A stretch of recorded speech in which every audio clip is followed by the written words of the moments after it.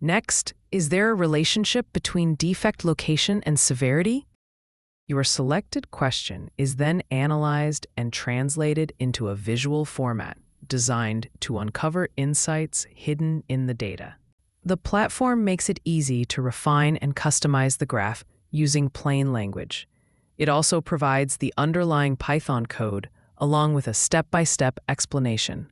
Plus, it offers an interpretation and deeper analysis to help answer your original question more thoroughly. The relationship between defect locations and severity shows that component defects are evenly distributed across severities. Internal defects significantly drop in moderate severity, while surface defects are predominantly minor.